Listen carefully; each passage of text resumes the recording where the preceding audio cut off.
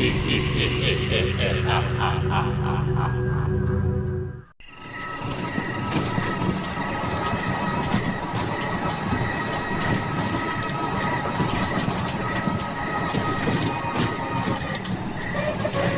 গল্পটি একটি সত্য ঘটনাকে কেন্দ্র করে। ঘটনাটি পাঠিয়েছেন পবন সরকার, হুগলি জেলা থেকে।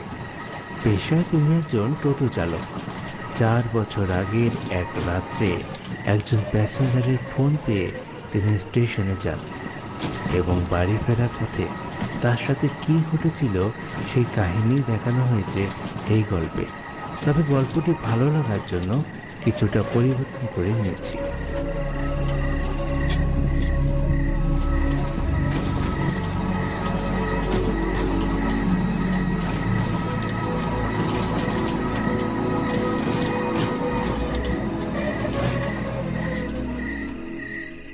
কি রে বাবা, এত রাত্রে তুই টোটো নিয়ে স্টেশনে আসলি?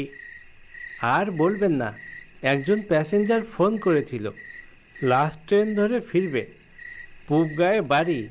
সে এমন অনুরোধ করলো তাকে একটু বাড়ি পৌঁছে দেওয়ার জন্য যে আমি আর না করতে পারলাম না। ও বাবা, পুবগাঁয়ে বাড়ি? সে তো অনেক দূর রে। তোর বাড়ি তো বোধহয় কাশীপুর গায়ে নাকি? হ্যাঁ, কাশীপুর। তবে পুবগাঁয়ে তাকে পৌঁছে দিয়ে আবার কাশীপুর যেতে হবে, সে তো অনেকখানি পথ রে। তা বলছি, পয়সা করি একটু বেশি দেবে তো নাকি? এত রাত্রে এলি। হ্যাঁ হ্যাঁ, পয়সা করি দেবে, ওটা নিয়ে অসুবিধা নেই। ও, তাহলে তো ঠিকই আছে। দেখিস বাবা, এত রাত্রে অত দূর যাবি, আজ আবার কৌশিকী অমাবস্যা। একটু সাবধানে যাস, পথে আবার কোনো বিপদ আপদ না হয়। না না, পথে আবার কি বিপদ হবে? রাত্রের পথ, রাস্তাঘাট ফাঁকা, জোরে চালিয়ে বেরিয়ে যাব, কোনো অসুবিধা নেই। হ্যাঁ হ্যাঁ, অসুবিধা না হলেই ভালো। অমাবস্যার রাত তো, তাই বললাম। সে তো ঠিক আছে, কিন্তু তুমি এত রাত্রে এইখানে বসে আছো, তোমারও কি কোনো প্যাসেঞ্জার আসবে নাকি? আরে না না, তোর কাকিমার সাথে ঝগড়া হয়েছে, তাই রাগ করে ঘর থেকে বেরিয়ে এসছি। আজ রাতটা এইখানেই কাটাবো। ঝগড়া করে তুমি বেরিয়ে এসছো নাকি তোমাকে বার করে দিয়েছে? ব্যাপারটা তো একই রে, বার করেই দিক বা নিজেই বেরিয়ে আসি, বেরোতে তো হয়েছেই।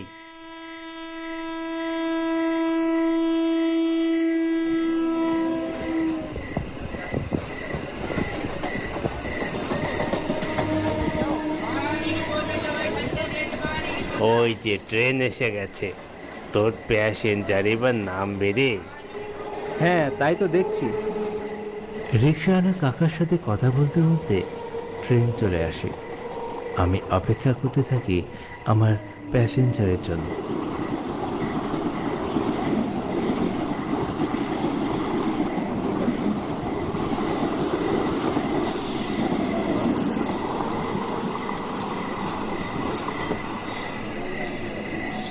ট্রেন এসে থামে এবং আমার প্যাসেঞ্জার ট্রেন থেকে নেমে প্ল্যাটফর্ম থেকে বাইরে বেরিয়ে আসে।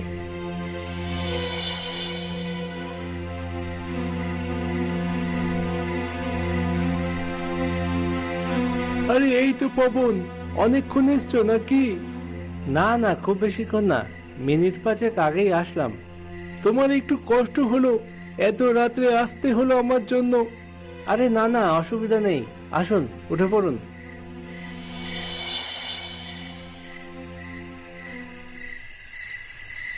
প্যাসেঞ্জারকে তুলে নিয়ে আমি রওনা দিলাম পুবগাঁয়ের উদ্দেশ্যে। স্টেশন থেকে পুবগাঁ প্রায় 5 কিলোমিটার রাস্তা। আবার পুবগাঁ থেকে আমার বাড়ি যেতে গেলে যেতে হবে আরও প্রায় 4 কিলোমিটার। রাত তখন 12:15, অমাবস্যার রাত। চারিদিকে ঘুটঘুটে অন্ধকার। ফাঁকা রাস্তা পেয়ে খুব জোরে টোটো চালাচ্ছি আমি।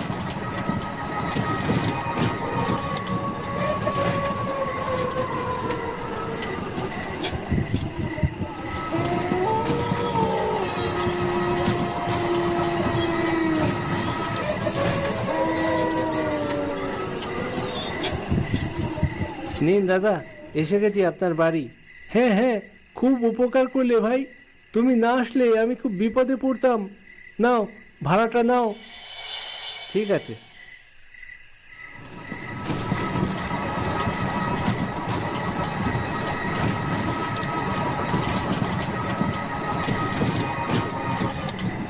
প্যাসেঞ্জারকে বাড়িতে পৌঁছে দিয়ে আমি রওনা দিলাম আমার বাড়ি ফেরার উদ্দেশ্যে।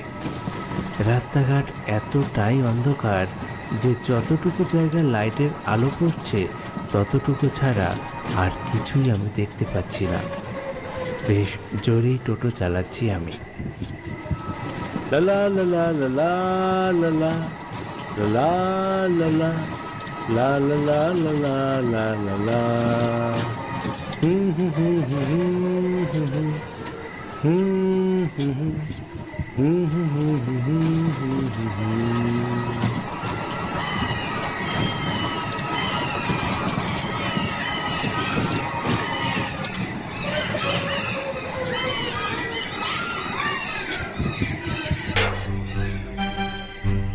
হঠাৎ আমি টোটো থামিয়ে দিলাম। খুব জোরে একটা শব্দ হলো। মনে হলো কেউ একজন একটা বড় ইটের টুকরো আমার টোটোর ওপর ছুঁড়ে মারল।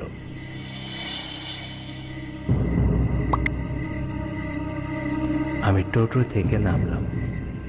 চারিদিকে ঘুটঘুটে অন্ধকার, কিছুই দেখা যাচ্ছে না। এই জায়গায় কেউ ইট ছুঁড়ে মারবে, সেও আবার এত রাত্রে? এটা কিভাবে সম্ভব? এখানে কাছাকাছি কোনো ঘরবাড়ি নেই।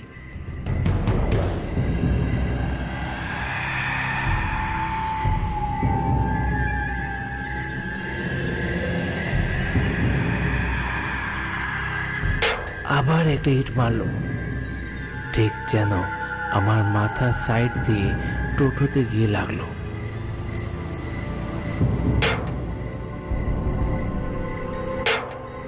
আবার একটা ইট।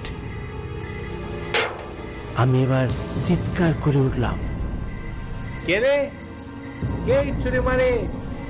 সামনে আয়, সাহস থাকলে সামনে আয়।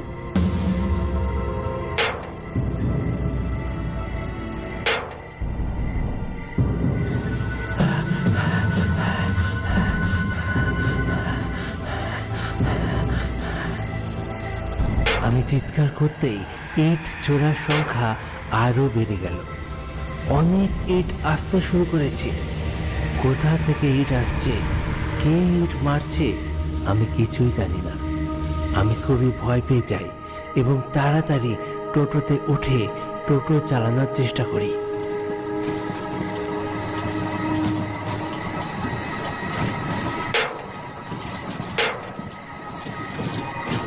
আমি টোটো চালাতে শুরু করি, কিন্তু ইট ছোড়া কোনোভাবেই কমছে না। আমি টোটো চালাতে চালাতে পিছন দিকে তাকাই।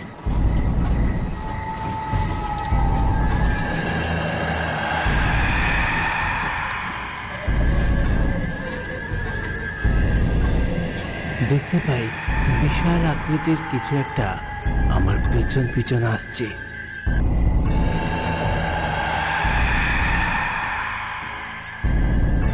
ওটা দেখে আমি খুব ভয় পেয়ে যাই। হাত কাঁপতে থাকে আমার। সোজা যেয়ে একটা গাছের সাথে ধাক্কা দেই।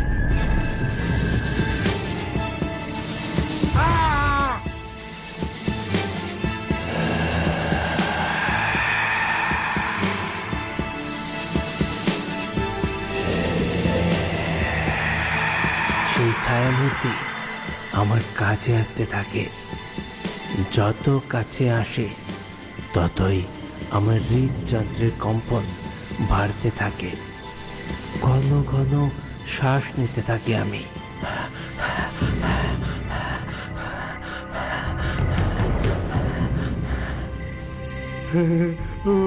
ওরে বাবা রে, এটা কি?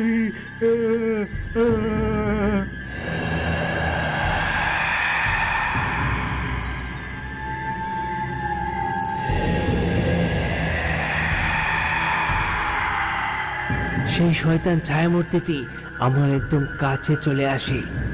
আমার মৃত্যু অনিবার্য, বেঁচে থাকার কোনো আশা নেই।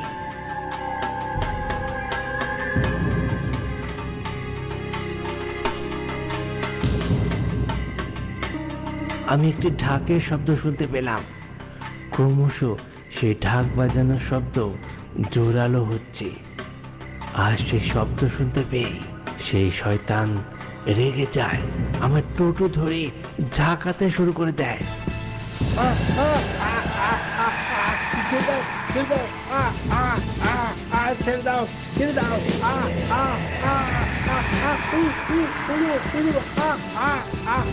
ছেড়ে দাও। সেই ঢাকের শব্দ যখন আরো কাছে চলে আসে, সেই শয়তান আমার টোটো ধরে উল্টে দিয়ে চলে যায়।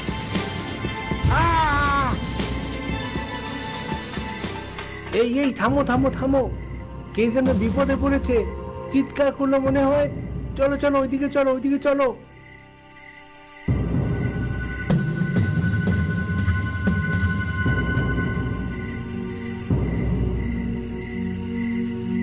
আরে, এ তো টোটো উল্টে গেছে। এই তাড়াতাড়ি আয়, তাড়াতাড়ি আয়, টোটোটাকে সোজা কর, ছেলেটাকে তোল, দেখ কি হয়েছে।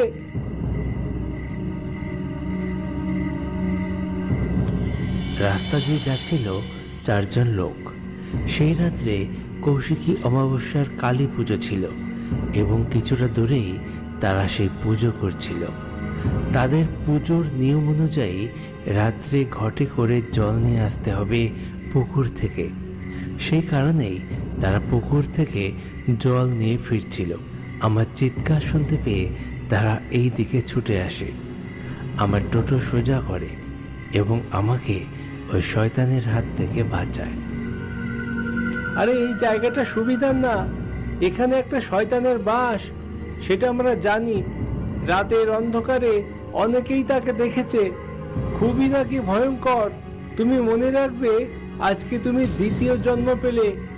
আমরা যদি সঠিক সময় এখানে না আসতাম, তাহলে তোমাকে আর বাড়ি ফিরতে হতো না। যাই হোক, যাও, বাড়ি চলে যাও, আর ভয় নেই, যাও।